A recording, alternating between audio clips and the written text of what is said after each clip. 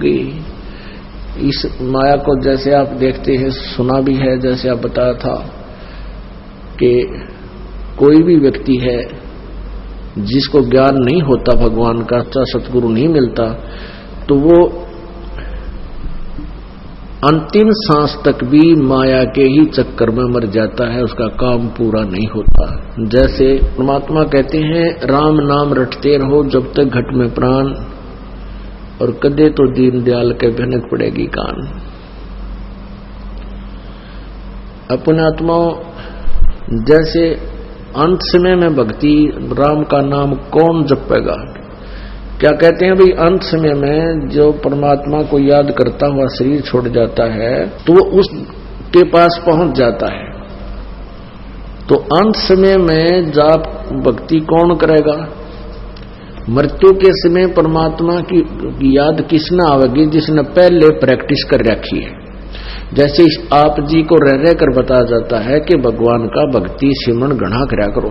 सिमरन करने का तरीका कोई विशेष नहीं है, कोई विशेष अलग से कोई पर्टिकुलर विधि नहीं है, साधारण सिंपल सहज मार्ग है ये।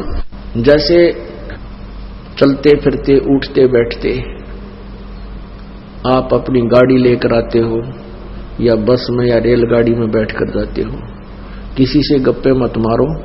यहां से लेकर वहां तक, जैसे यहां से दिल्ली जाते हैं, एमपी में जाते हैं, दूर तक जाते हैं, यूपी में, पंजाब में, राजस्थान में, तो अपनी भक्ति करते जाओ, परमात्मा का सिमरन करता जाओ वहां से लेकर यहां तक। जैसे आप दिनचर्या आपकी है, कोई कहीं मजदूर है, खेती करता है, दुकान पर जाता है, ऑफिस में जाता है, तो उस रास्ते वाले समय का भी सदुपयोग करे, उसका नाम लेता जाओ, भगवान की भक्ति करता जाओ। मोटरसाइकिल पर जा रहे हो तो मोटरसाइकिल चला भी रहे हो और सिमरन भी करिए, क्योंकि परमात्मा ने ऐसी कृपा कर रखी है कि कुछ जैसे मोटरसाइकिल चलाते हैं तो अपने आप हाथ क्लच पे और पैर गियर पे अपने आप चलते रहते हैं। आदमी का ध्यान कहीं होता है और वो अपने आप कुदरती सहयोग देते हैं हमारे को हर कार्य में, और मन अपना फ्री होता है। तो मन इधर उधर की बकवाद सोचन की बजाय राम नाम पर लगाए रखे। अब ये दास जब सर्विस करता था तो स्कूटर या मोटरसाइकिल होता था, तो अपने ऑफिस से जब चलता था, रोहतक के अंदर सर्विस करता था, वो इधर सिला बाईपास के पास ऑफिस था, यानी इधर दिल्ली साइड में, और इधर हिसार साइड में कति लास्ट में आके बाहर कॉलोनी सी थी, वैसे उसमें मकान था। तो वहां से लेकर वहां तक लगभग 10-12 किलोमीटर पड़ते थे, और बीच में वो आता था एक भिवानी स्टैंड, और उसमें वो रोहतक का मुख्य बाजार था, और उसमें इतनी भीड़ लगी रहा करती थी। तो ये एक बार घर वाले कई बार वस्तु मंगा लेते थे, वो चीज लाना, वह लिस्ट बना कर दे देते कि आते समय ये घर का सामान लाना। तो कई बार ऐसा होता था दास की उसी समय मोटरसाइकिल शुरू करते ही और भगवान के सिमरन में लग जाता था, और मुझे ये भी नहीं पता लगता था कई बार तो कि मैं भिवानी चौक पर उस किला रोड पर किस टाइम मोटरसाइकिल काट कर वहां घर आ लिया। जब घर वाली गली की तरफ मुड़ता था, जब याद आती थी रे कुछ सामान भी लाना था, तो वापस जाता था जब वो सामान लेकर आता था। और रोहतक में दास का ऑफिस था, जेई की सर्विस करता था।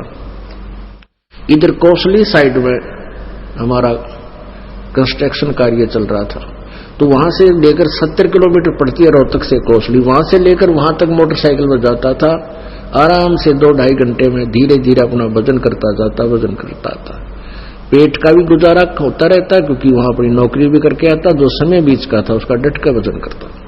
अब कोई कहता सुबह भक्ति करो, वो बहुत बढ़िया समय होता है, ये बकवादियों की बातें होती है।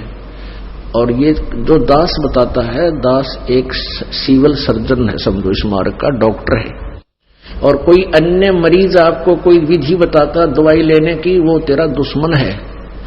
क्या डॉक्टर को पता नहीं इस बात का कि तुझे कौन सी दवाई देनी है? एक मरीज के कहने से तुम कह रहे हो, कोई कहता सुबह 2 बजे से लेकर 5 बजे तक भक्ति करो, थोड़ा शर करे, और बाकी इसमें फिर अग्नि गाओ।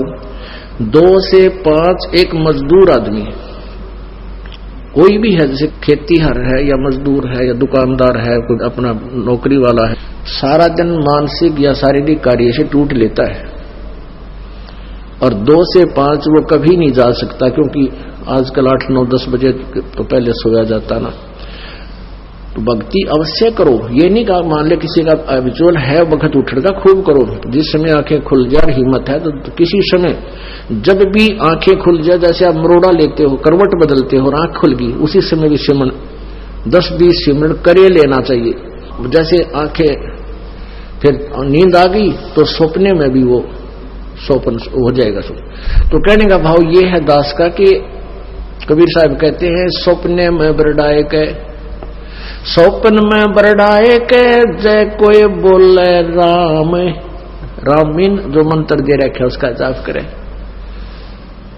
वाके पग की पावड़ी और मेरे तन का चामे। परमात्मा कहते हैं कबीर जी कि जो सपने में बिरडा के विजय मालिक ने याद करने लग गया तो इतनी पुण्यात्मा हो गया है, उसके अंदर इतना रम गया है भगवान की भक्ति कि मैं उसके लिए अपने चाम की जूती बनवा दूं, मुझे इतना प्यारा लगता है वो प्यारी आत्मा।